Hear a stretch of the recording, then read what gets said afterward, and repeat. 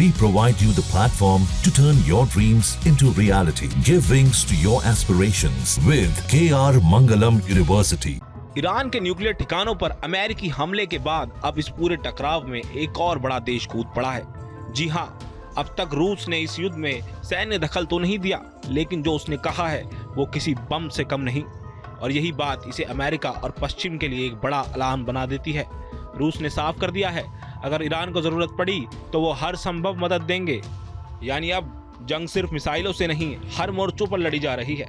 America के हमले के ठीक अगले दिन रूस ने खुलकर कहा है कि ईरान अकेला नहीं है।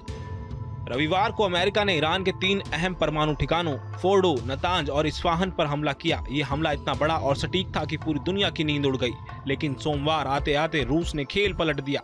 मॉस्को में ईरान के विदेश मंत्री अब्बास अरगची से मुलाकात के दौरान राष्ट्रपति पुतिन ने अमेरिका के इस कदम की कड़ी निंदा की और इसे बेवजह और अस्थिरता फैलाने वाला बताया। पुतिन ने यह भी कहा कि आप ऐसे समय रूस आए हैं जब आपके देश में और पूरे क्षेत्र में हालात बेहद तनावपूर्ण है, लेकिन रूस आपके साथ खड़ा है। ये शब्द सीधा समर्थन माने जाते हैं और यही बात पश्चिमी देशों को चिंता में डाल रही है। लेकिन बात सिर्फ यहीं खत्म नहीं हुई। क्रेमलिन के प्रवक्ता दमित्री पेस्कोव ने प्रेस कॉन्फ्रेंस में कहा कि ईरान को जो मदद चाहिए होगी रूस देने को तैयार है। उन्होंने ये भी कहा कि रूस ने ईरान को मध्यस्थता की पेशकश की है, यानी रूस खुद को अब सिर्फ दोस्त नहीं समाधानकर्ता के रूप में भी पेश कर रहा है। पेस्को ने यह भी जोड़ा कि ईरान की जो जरूरत होगी हम उस हिसाब से मदद देंगे, चाहे वो रणनीतिक हो, तकनीक हो या राजनीतिक। ये सब बातें ऐसे समय पर हो रही हैं जब अमेरिका और इजराइल की सैन्य गतिविधियां मिडिल ईस्ट में तेज हो चुकी हैं और कई देश तीसरे विश्व युद्ध की आशंका जता रहे हैं। ऐसे में रूस का इस तरह खुलकर बोलना सिर्फ एक बयान नहीं, बल्कि ईरान के समर्थन में एक सीधा स्टैंड है।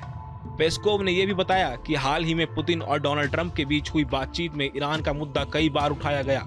यानी रूस ये दिखाना चाहता है कि वो शुरू से हालात पर नजर बनाए रखे है और अब कोई भी फैसला उसकी जानकारी और सहमति के बिना नहीं होना चाहिए। पुतिन ने ईरानी जनता के लिए समर्थन जताते हुए कहा, हम अपनी तरफ से पूरी कोशिश कर रहे हैं कि ईरान लोगों की मदद की जा सके। उन्होंने उम्मीद जताई कि ये मुलाकात मौजूदा संकट का कोई समाधान निकालने में मदद करेगी। अब इस सब के बीच बड़ा सवाल यही है, क्या रूस यहीं तक सीमित रहेगा या आने वाले दिनों में ईरान की किसी सैन्य साझेदारी या सुरक्षा मदद की तरफ कदम बढ़ाएगा?